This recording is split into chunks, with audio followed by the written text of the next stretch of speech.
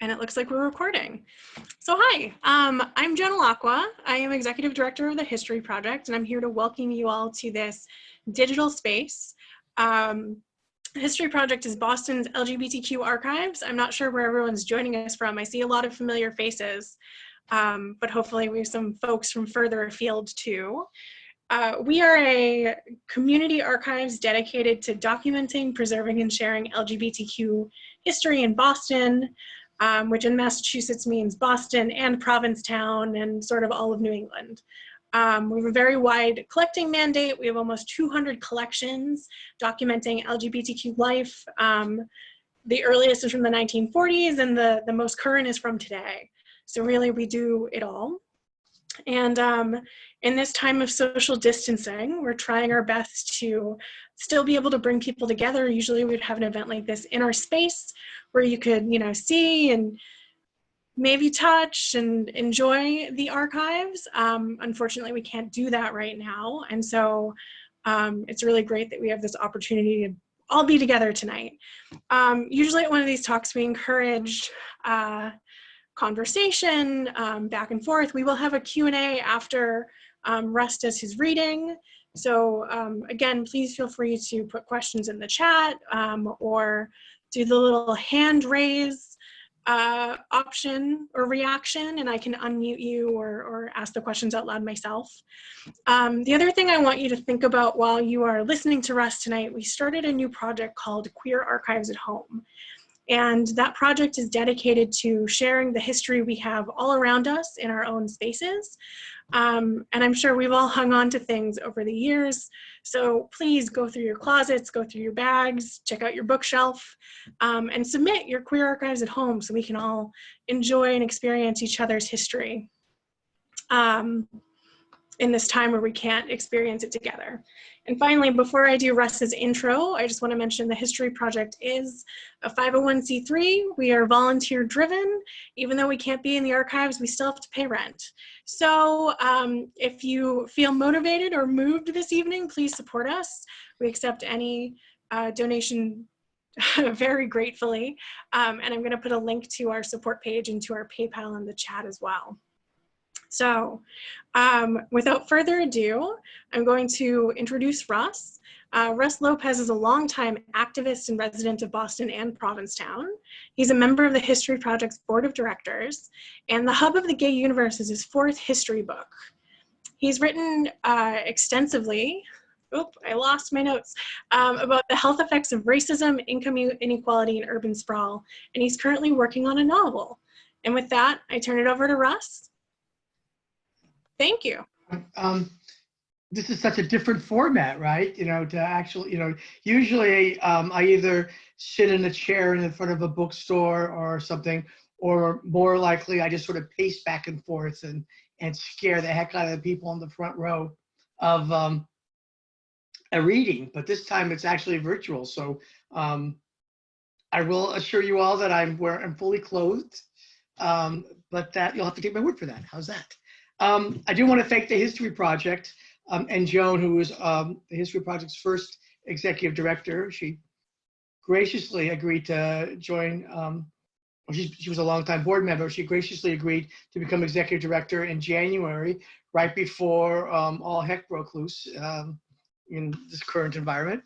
But she is the one who can lead us through this horrible times. Also want to thank Tony Grima, who is the person who sort of arranges all the out of the archives and sort of the public events that the History Project does. He is a wonderful person as well as extremely organized. And also on this thing tonight is Andrew Elder, who is the wonderful chair of our board, and also my fabulous husband, Andrew Sherman, who I had to kick out of his office. You could actually see his desk behind my head so that I could do this. He's actually listening in from downstairs. As Joe mentioned, I actually have 4 history books. One is very academic. 3 are sort of more popular and sort of pitched to the general public, though I like to think they're also still very scholarly and accurate and well documented and everything else. One is on Boston South End. One is on Boston history from 1945 to 2015. And then there's the latest one, the Hub of the Gay Universe. So you can see all my notes and stuff. Anyway, all of this was only possible because of the research at the History Project.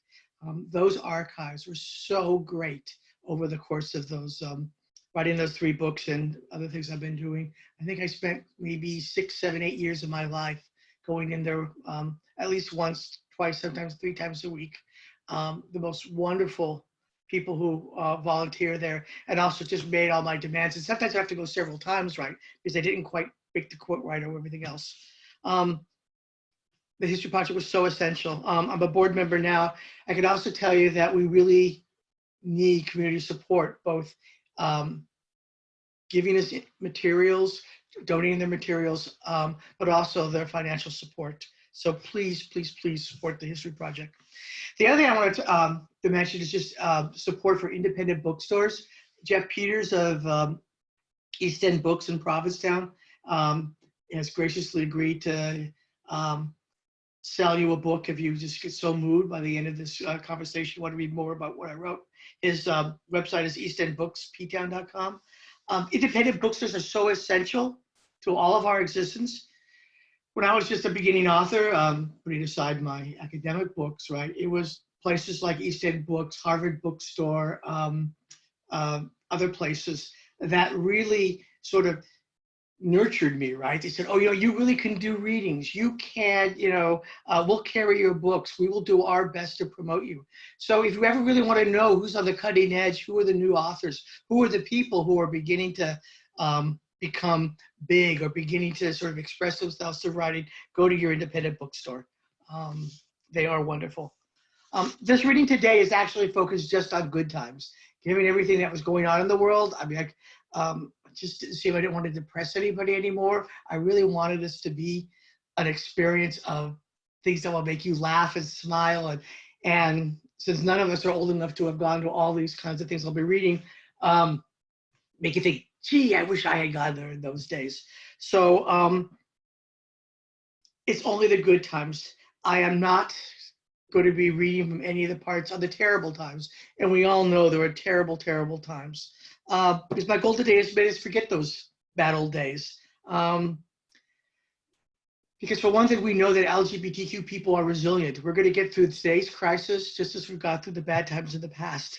We can take what comes and we get by. In fact, one of the things people did in the old days when things could be particularly bad, whether it be repression or the AIDS epidemic, is they went out and they had fun. One of the best things about being a gay person, a lesbian person, queer, transgender, whatever, is that we can take the bad times and still look fabulous. So put aside your worries for the rest of this next hour, and we're going to go back in time.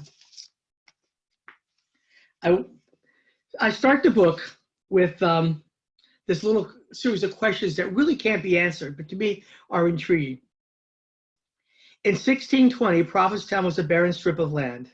What would a group of wayfarers, seasick and starving after a 2-month voyage? Now, when I do this in public, I have people go back and forth as if they're seasick and starving on a voyage, but you'll have to all do it yourselves.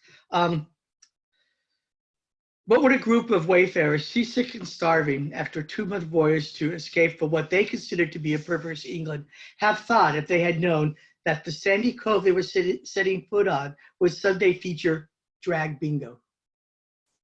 The group eventually settled in Plymouth on a site abandoned after a terrible plague decimated the natives who once farmed the area. What would have happened if they had foreseen that the religious commune, known for its draconian anti-sodomy laws, would become part of a state, Massachusetts, that would be the first to legalize same-sex marriage? A few years after the Puritans, whose names would become synonymous with sexual prudishness, established the city of Boston. Could these settlers have dreamed that the Charles Street Meeting House, home of a congregation that was a direct descendant of their religion, would house the first national LGBTQ newspaper, as well as a bunch of really fun dances? Who knew, right? Isn't that part of the irony of this world?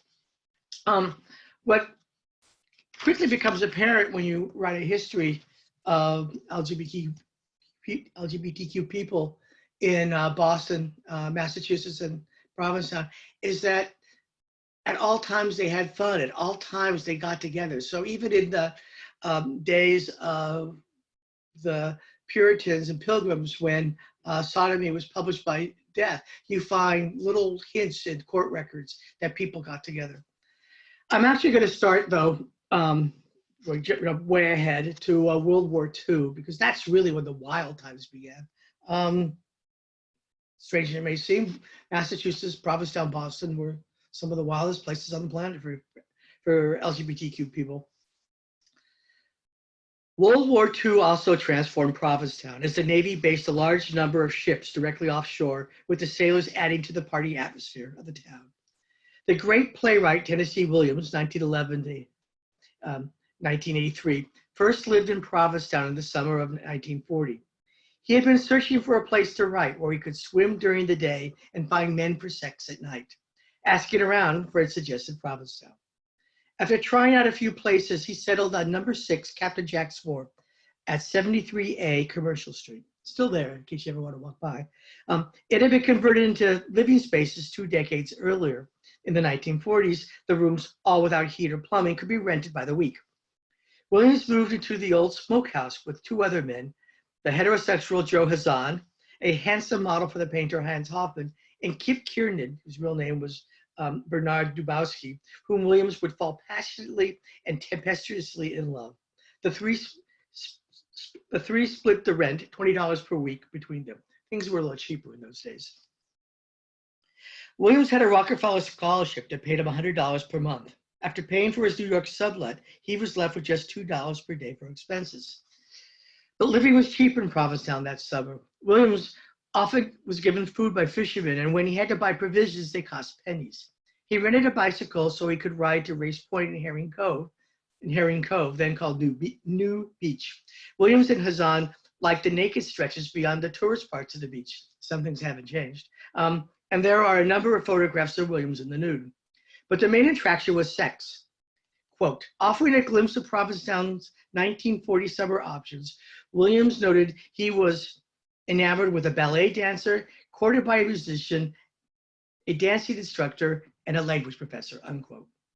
Williams found Provincetown, another quote here, dominated by and I wish I could do a great Tennessee Williams voice imitation. I don't know if you've ever seen YouTube videos of him. He has this gravelly voice from decades of cigarettes and cigars and lots of alcohol, poor man. But so he had this really voice like this, and kind of like talked very fast and with a slight southern drawl from where he came from. But I can't do that, so just imagine Tennessee Williams talking, not me, right? Williams found Provincetown dominated by a platinum blonde Hollywood belle named Doug and a bulldog named Wanda, who is a well-known writer under a male pen name. The most raffish and fantastic crew I have met yet. And even I, excessively broad-minded as I am,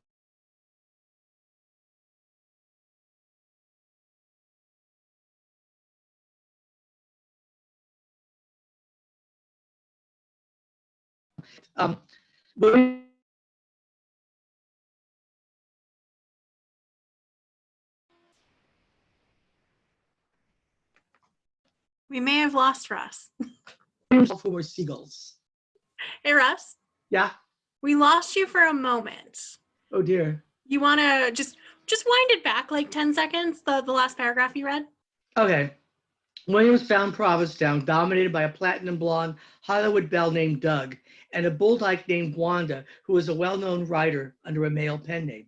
The most raffish and fantastic crew that I have met yet. And even I, excessively broad-minded as I am, feel somewhat shocked by the goings-on. After fighting over a Yale freshman, Williams and the belle spent the night together.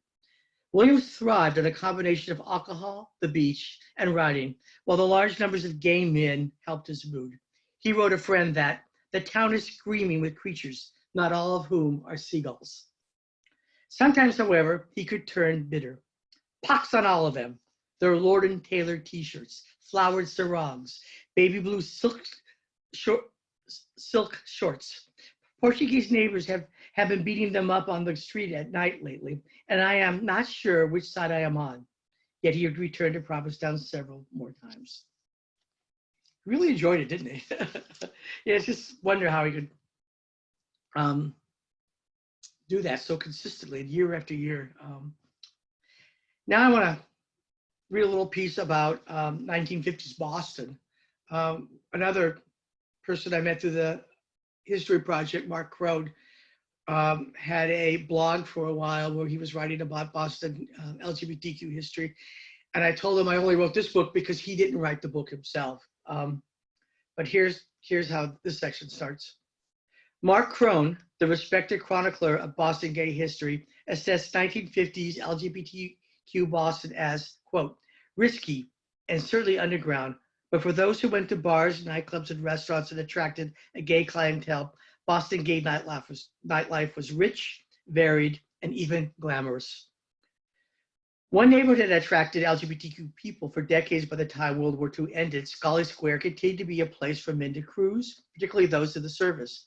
The area close to Beacon Hill and downtown featured bars, restaurants, and cheap rooms, as well as all-night movie houses that were patronized by gay men looking for sex.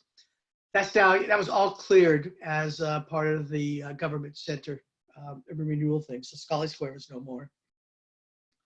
Another area with LGBTQ nightlife was Lower Washington Street.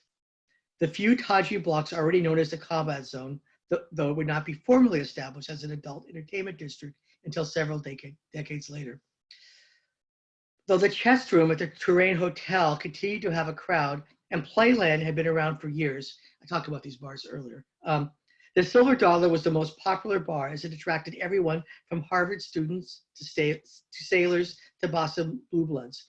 Whenever Prescott Townsend, he was this mad raccoon coat wearing activist. He was probably the only out activist at the time in the 20s, 30s, 40s, and 50s, even though there were other people beginning to do gay activism, lesbian activism.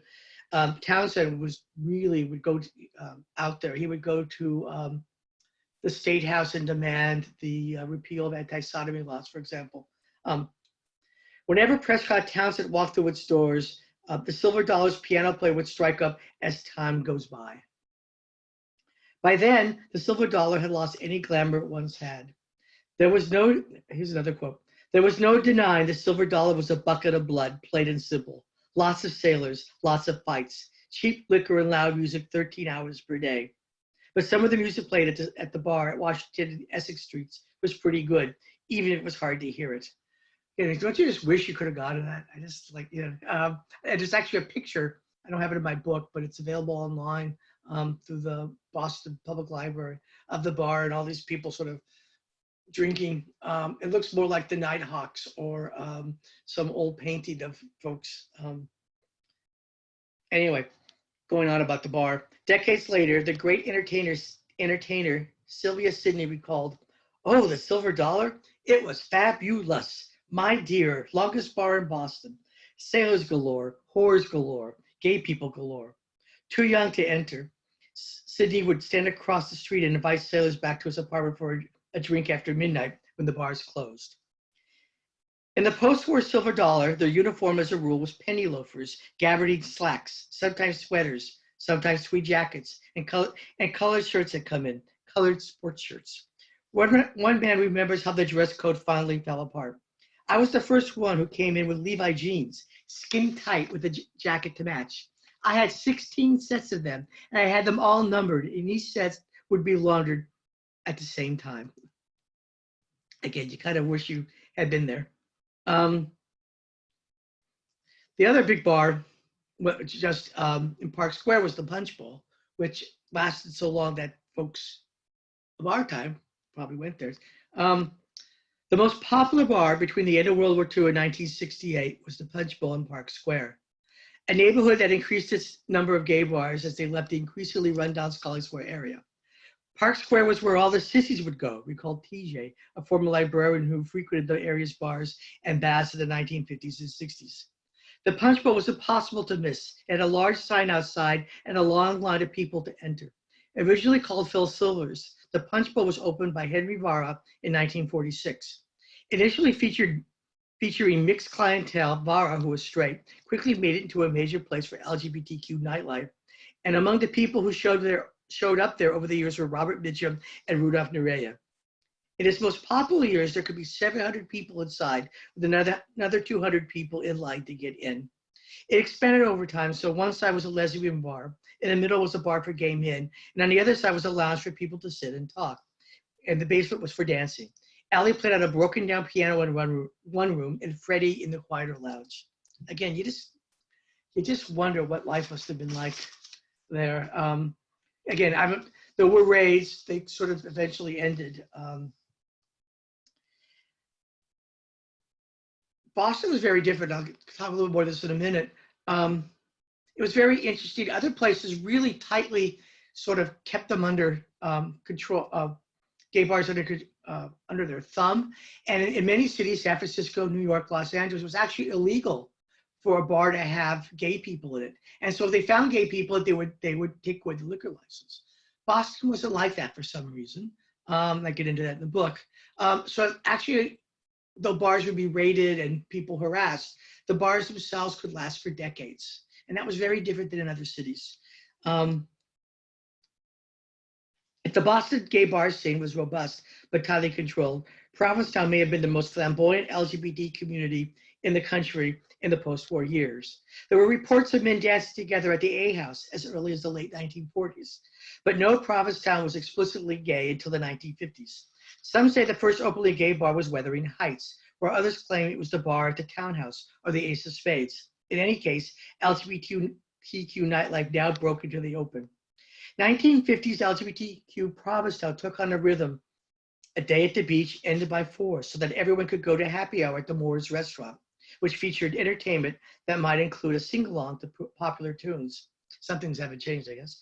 A late afternoon cabaret show was a tradition that would last into the 1970s. A couple of times each week, fellow members of the staff or patrons hosted piano player Roger Kent to the top of his piano, where he donned a wide-brimmed straw hat, held a long cigarette holder, and sang torch songs in soprano. At 5, the action shifted to Phil Bayonne's Wuthering Heights, where a number of cross-dressing men and women waited on tables and performed at Bayonne's Wuthering Nights. While Ellis King, described as a short, stout Italian butch, managed the club and at times acted as the MC. After dinner, the scene moved to a number of other clubs and bars. There were also opportunities for sex in the dunes, near the Pilgrim Monument, and down at the Harborside. I kind of expose all these things, you know, the dark scandals of the LGBTQ history. But to me, you know, public sex and what people did is as important as anything else. I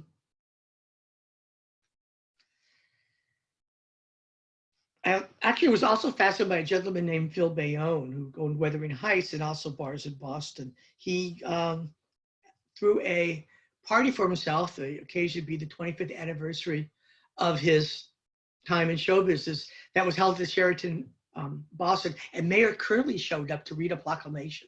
So it gives you an idea of how popular it was.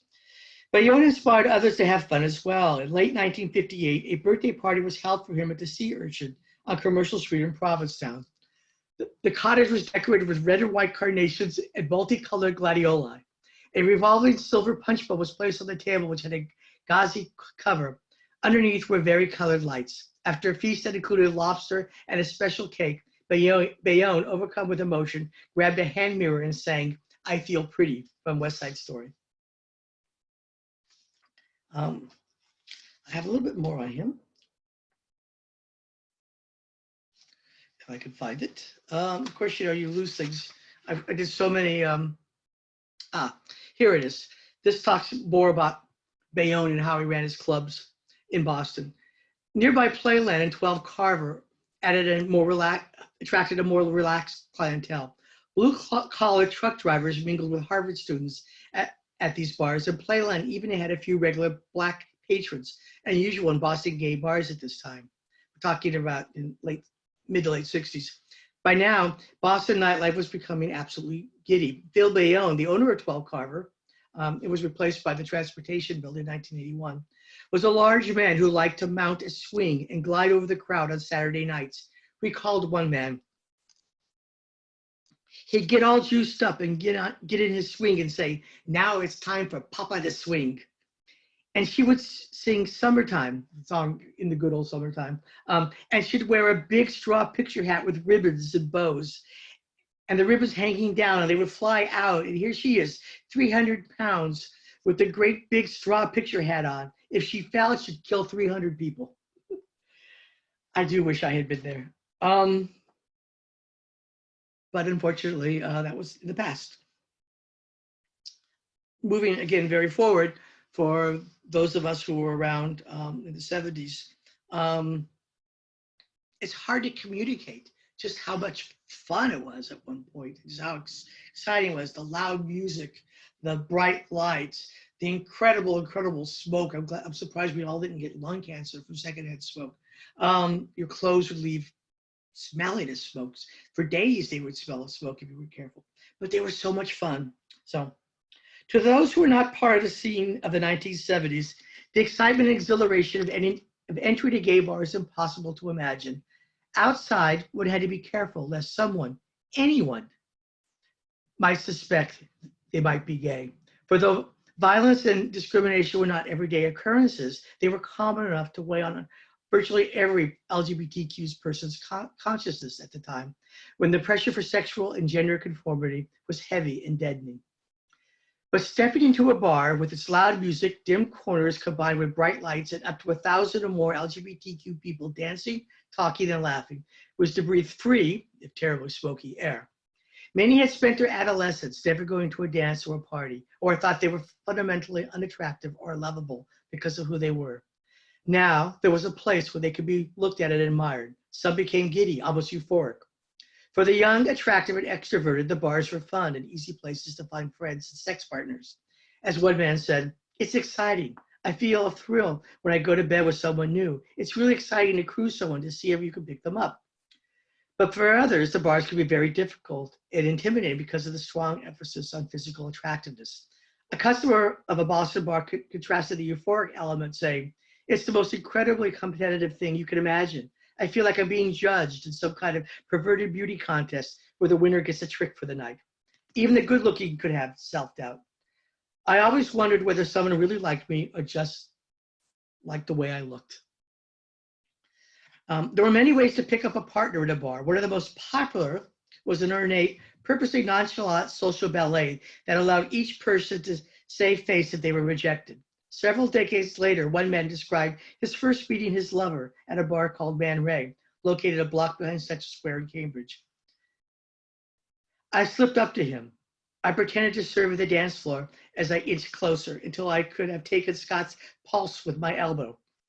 From time to time, I stared at the side of his head until he looked at me. Then I looked away. 45 minutes of this courtship technique left me with a back cramp, a full bladder, and a bald patch on my forearm from frantic, casual brushing against the skin." Those were a time.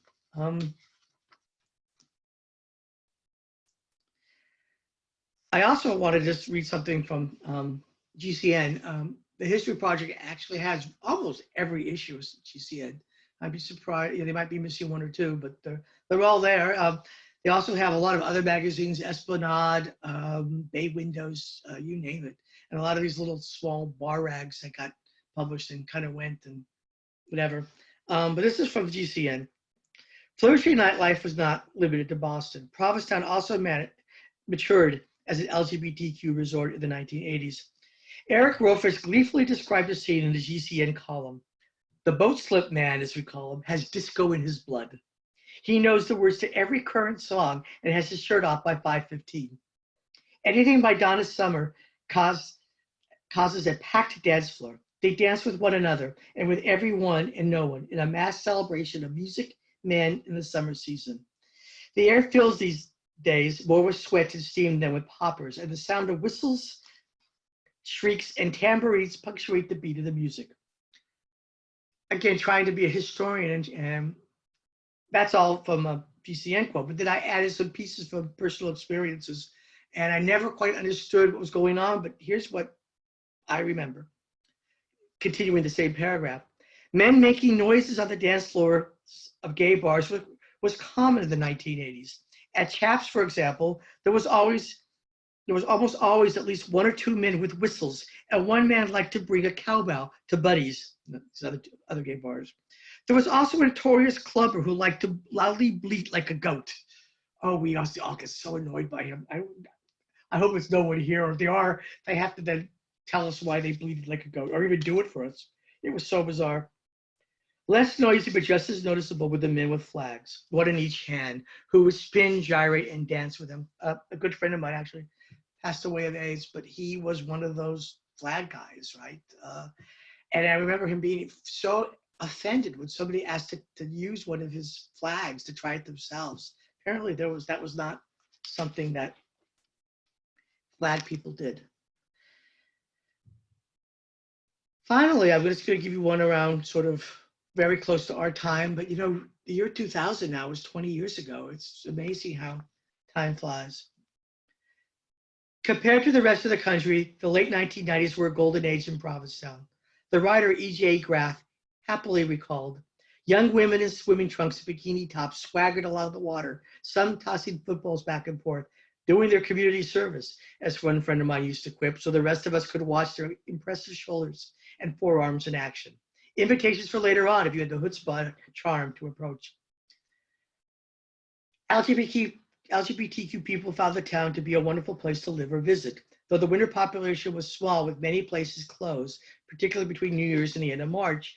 Each spring, the town revived as businesses reopened and summer residents returned. Soon the tourists and part-timers arrived, at first mostly on the weekends and then by Memorial Day. The town appeared bursting at the seams. The spirited times, slowly diminishing after Labor Day, continued to the end of the year. Many enjoyed a comfortable summer routine. Some would rise early for a walk on the beach, a quiet stroll through town, or a coffee at one of the many shops along Commercial Street. In the afternoon, the LGBTQ section of Herring Cove Beach, to the left of the parking lot as one faced the water. There are no secrets in this book. Would be packed with sunbathers lying towel to towel, some running off to play in the ocean, others watching their neighbors show off, and a few slipping off into the dunes to see if there was any action there. There were a number of decisions about how to spend the day that sometimes seemed to dominate conversation. One was what time to go to tea dance at the boat slip. Every afternoon, rain or shine, the deck of the boat slip was full of LGBTQ people. Some preferred to show up early, shortly after tea began at 4. Others were dedicated latecomers, preferring to arrive after 6 p.m., just before the Hat Sisters, the most well-known couple in Boston Provincetown LGBTQ society, made their entrance to wild applause. But everyone left when the music stopped at 7 p.m. At that point, there were other choices. Which of the dozens of restaurants to dine at and which drag or cabaret act to catch? Next, there was the most important decision of the evening, A House or the Crown and Anchor.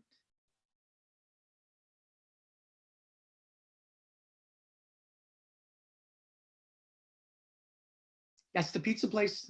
I actually talk about the police hassles in the 80s, but anyway, Spear's Pizza.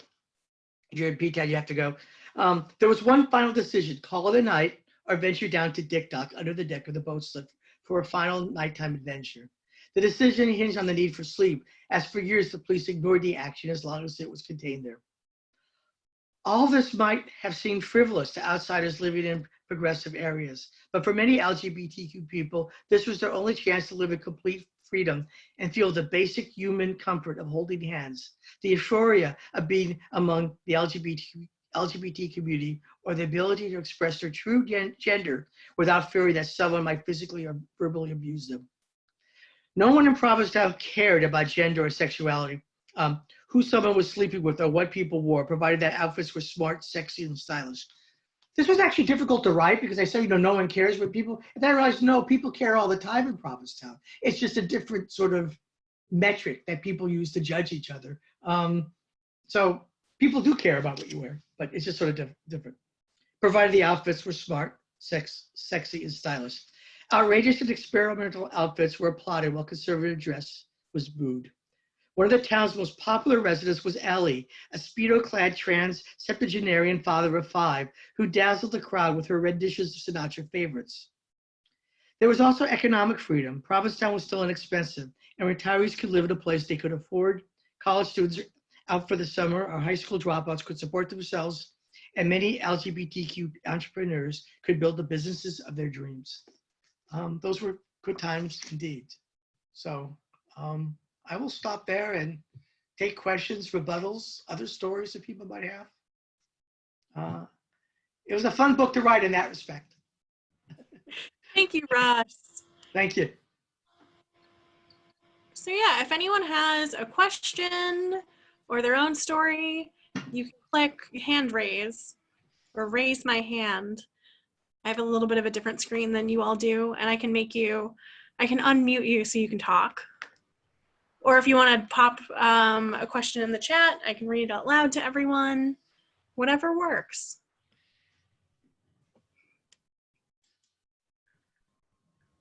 I have a question. Go for it. Okay, so we do have a question about Napoleons, and I'm gonna mash my question into that. So I read Amy Hoffman's piece in the Boston Review today. She talked about sort of the camouflage of gay bars, about not being able to find them necessarily. I was wondering if you could share some stories about that, the sort of hiding in plain sight along with bars, and also tell us about the Napoleon Room. That was, that to me, I mean, was something that was so different then. Now today, it was any newer bar is pretty easy to find. But in the old days, it was very difficult. Sporters, for example, on Cambridge Street, the base of the north side of Beacon Hill, there was no sign. There was just this blank facade, maybe 30, 40 feet long, because it was probably at its end, it was a pretty big place. It was just all painted over. The windows were boarded up and then painted over with this sort of redwood colored nondescript thing. And the only reason why we found it, because we knew it was there, we were looking for it. I remember my roommate at the time, when I were looking for it, was that we saw somebody go in and go, oh, there's a door, but you couldn't even see the door. Similarly, Buddy's, which was probably the biggest place for young men in the opened in '79. Also a famous place because it was the first place I could tell anywhere in the country where a mayor, mayor of a big city publicly went into a bar to campaign. The mayor of Boston at the time, Kevin White, actually went to Buddy's opening, later appointed the manager to be his first liaison to the gay and lesbian community, another first, and then actually went there in 1979, later in the year, to campaign. There was just a little awning over a door, and you went in the door, and then you went downstairs to a basement. There was, again, no windows or anything. Chaps was a little bit more open, but it was on a side street, and again with black things over the window. You couldn't see anything. And Napoleon's was sort of the most, by design, the most impossible to find of all. It was just a door, right? Because it was originally a speakeasy, and you can really notice it, right? There was, if I can remember it properly, maybe other people could chime in, there were 2 floors, and the upper floor was a disco called Josephine's, but the lower floor was the piano bar and whatnot. And it was really, again, there's just no sign except for an N on the door in the later days, I guess. And there was just no way to see these things, right? And, we all had these, there was something called a Dameron guide, if you all remember, right? That would have, where to find a bar, but then you would go to the place, so you'd walk by and go, was that really it? And then sometimes you'd have a hard time getting in. For whatever reason, a bar on Lansdowne Street across from Fenway Park, it had different names, Boston, Metro, I think it was the Tea Party before, lots of different names. And on Sunday nights it was gay, and they would have, 1,000 gay men and whatnot there. But you walk up to it, you just want to go in. They go, no, it's a private party tonight. They wouldn't let you in. And, you know, this is you'd be there with, you know, people in drag and they say, no, you can't come in. And I never understood what was going on. So there was this big thing to keep them really unknown. I guess it was to protect people so that people wouldn't know you're going into a gay bar. Anne McGuire tells the story. They named the lesbian bar downtown somewhere else. So somebody said, "Where you going?" You go, "We're going somewhere else." They wouldn't get in trouble.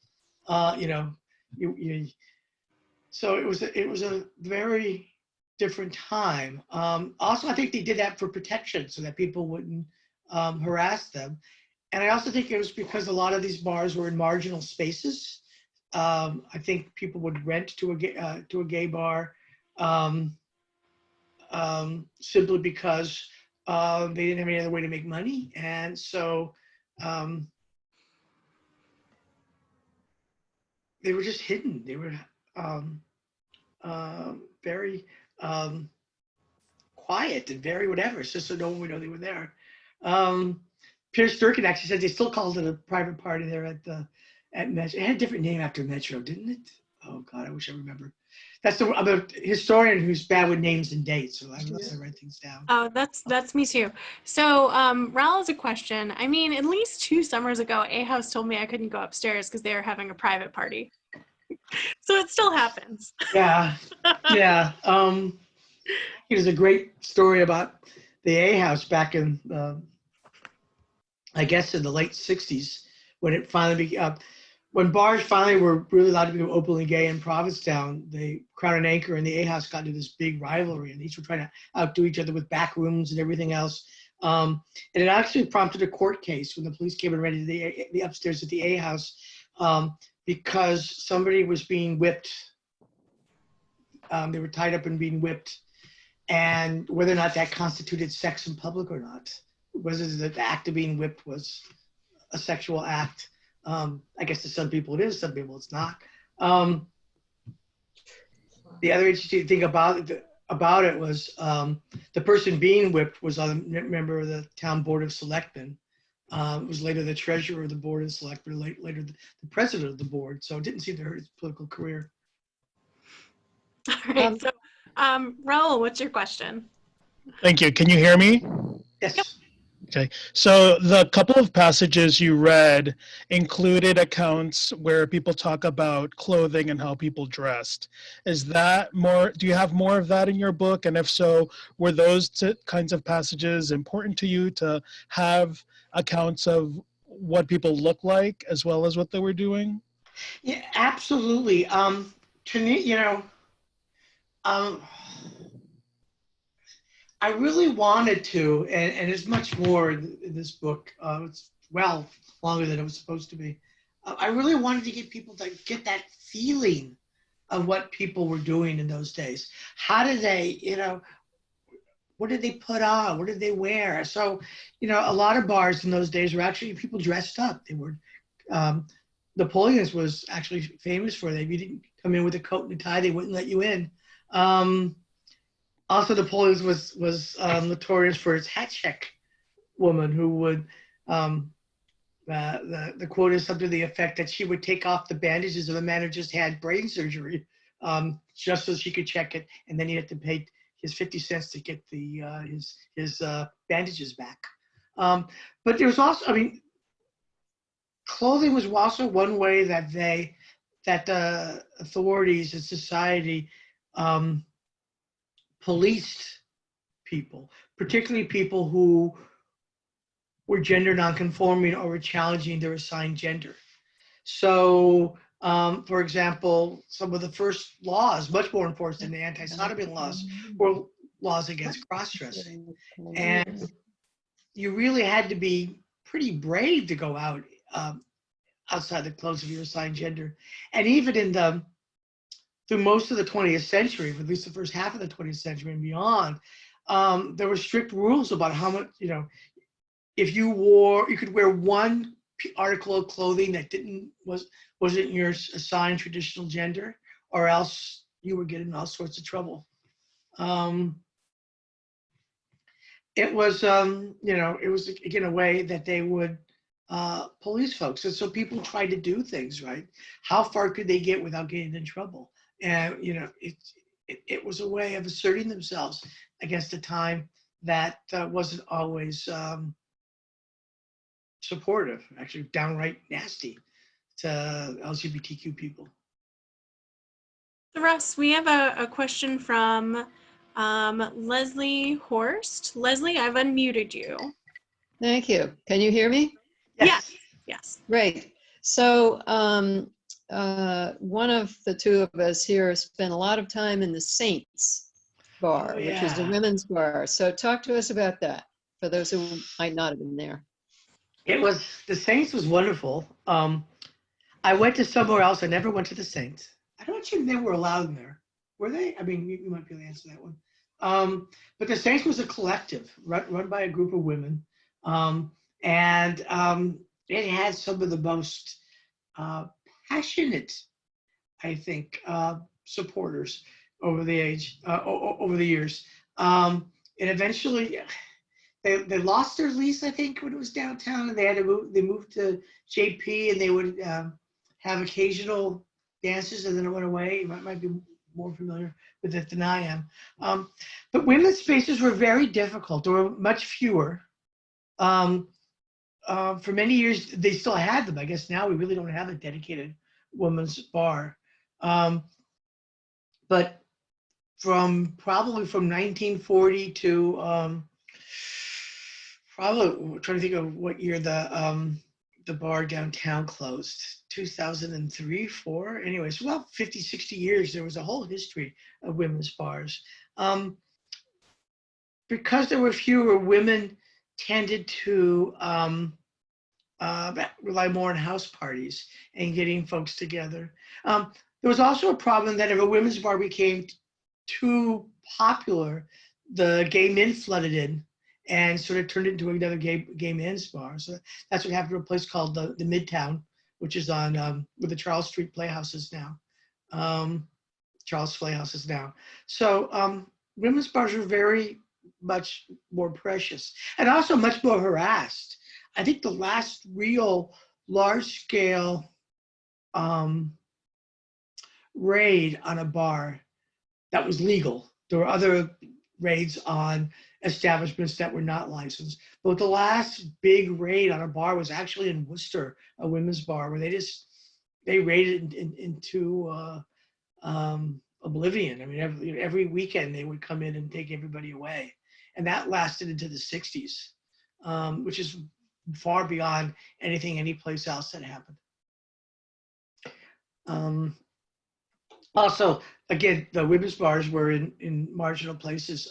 Mark Crone just mentioned. I know we have an argument over how it's pronounced, because I've heard about whether it's Cavanaugh's or Kavanaugh's. Was one bar in the South, another was Vicky's, and I have a great line about the. Yeah, I'd like to say something about the Saints. Okay, please go on. I was going to seminary in the 1970s, and I knew that it was open on Thursday nights. Mm-hmm. And it was really scary because there was no other businesses open, or nothing was open. It was just dark. Mm-hmm. And you knocked on this door, and then you came in, and there were like 2 different rooms and a place to play pool or something like that. But it was only Thursday nights. And it was a really mix of women, a great mix of different classes and types of women. I liked it. That's another thing I think that distinguishes bars for lesbians and bars for gay men in Boston and elsewhere. I don't think it was just the Boston issue, is that women's bars tended to be more open to people who were less conventional, and certainly more open to people who were non-white, where in Boston, it was a tremendous issue. There's a tremendous problem of not letting in blacks. There weren't a lot of Latino folks in Boston until later on, and then they started having Latino nights for them. Butcher Latino at Chaps was a big event if you ever went, and there was a lot of Asian population at the time, but Boston bars are notoriously racist. Somebody pointed out that actually it was somewhere when Anne McGuire ran it, that it was later on that it was somewhere else. If Anne was here, she would gently, as she always did. Anne McGuire's, I actually dedicated my book to her. She was a wonderful, she is a wonderful person, but also personally, I worked when she ran neighborhood services under the Flynn administration before she became chief of staff for Menino. My office was in neighborhood services, so she was my boss, and she was an incredibly nice person, and probably one of the best mentors I ever had. So, and given everything she's done and had done, I dedicated the book to her. Great. And so I said that I would read out Luann's comment about somewhere, but you basically said it, that was Anne McGuire's bar. So we have a couple more questions. I figured we'd wrap around 8. Does that still sound good, Russ? Yeah. Cool. Lose So my voice. Mark Cron would like to know if we mentioned Charles Trafton. Oh, wow. You know, I actually have a dear departed friend who went to his, and I didn't interview him about it. By mistake. I didn't interview him before he passed away, but Charlie Trafton's place on St. Botolph Street, it was sort of his own private little place. I guess he must have owned it back in the day when, buying a townhouse in Boston was so cheap. But it was mostly catered to like folks who worked in the various bars. And it really wouldn't get going until 2 a.m. One time when I was a little child, 21, 22, somebody asked if I wanted to go, and I foolishly said no. It's one of my big regrets in life that I didn't go to a lot of places that I was asked to go, and I didn't have an iPhone so I could take pictures that I would now use. But anyway, it was he ran his after hours club. It was notorious for the music he played. He liked opera and classical music. He didn't really allow other things to go on. He also didn't like people getting too rowdy, though it was hard not to. I mean, so you had bar people and celebrities would show up. I guess one of those famous stories, and Mark probably tells it better than me, was that Liberace showed up with some young thing, and they were like making out, and I think Mr. Trafton ordered him out of the house or something to that effect, right? The other problem was that it was illegal. It wasn't illegal. It had no liquor license or anything. So every so often the Boston police would raid it. They'd take him away. They'd come in and Charles Trafton would say, "Hey, I'll be back," and you'd go in and he had to be processed and pay a fine. And he'd come back and then he'd raise the drink prices to pay for the fine. Excellent. So I think we have time for one more question. And one that floated in the chat was really, what was the most surprising thing you learned? Which is kind of an interesting question because you've been part of the Boston community throughout your life. What was something you learned about LGBTQ Boston that you thought was not well known that you'd like to share with us? I don't know if it's well known or not. I suspect it's not. But it's simply that Boston actually had an era of tolerance back in the late 19th century. It was probably the most tolerant place for at least upper class white Protestant lesbians and gay men who weren't too far out in challenging gender roles, but would be certainly pretty far out in challenging sexual roles, right? So we had a time where couples were accepted as couples, two men or two women as couples. And it was just this most accepting time, again, for a very narrow group of people. But the Starros, Starro Drive is named after James Starro. He was head of General Motors for a while. He ran for mayor. He was the epitome of the Yankee establishment. He lost the mayor election to Honey Fitz, JFK's grandfather. He and his wife gave their house to a lesbian couple while they were in Europe, so they could stay there, and eventually built a house for them on their own and funded all their things. Similarly, there was a congressman for the North Shore, A. Pyatt Andrew, and his longtime companion Henry David Sleeper, who went everywhere together. They met it. They went on a date at the Myopia Hunt Club. I mean, that's about as blue blood as you can get. And I keep thinking that what if the world had been different? Rather than it all collapsing in Boston and elsewhere, where World War I and all this repression came and everybody sort of had to go into hiding, really, through a series of horrendous events, right?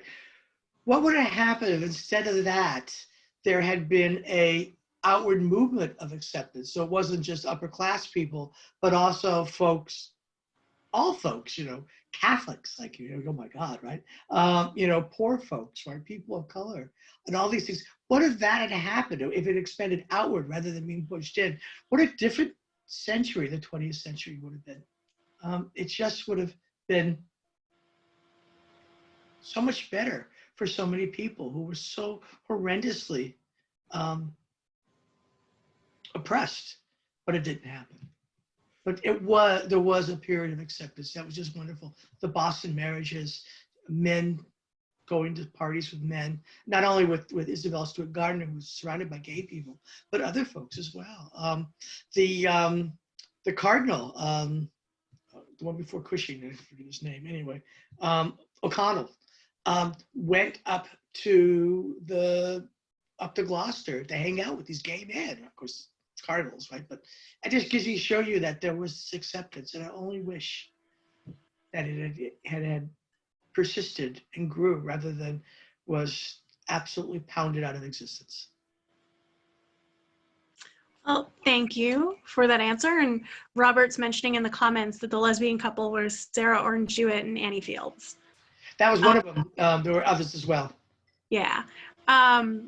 So with that, I'd like to thank everyone for coming here tonight. Andrew Elder says we could do a whole talk about Boston marriages. I could do a soapbox about that. Speaking of other talks, if anyone is interested in doing something like this, if you've written a book, or if you have a friend who wrote a book, or if you have a presentation that you want to dust off, please reach out to us. We're really exploring new ways of bringing people together, at least digitally during this time. And really, it's new for us, so basically anything is possible, right? So shoot me an email. I follow I am in track. Wow, my wine is hitting me, guys.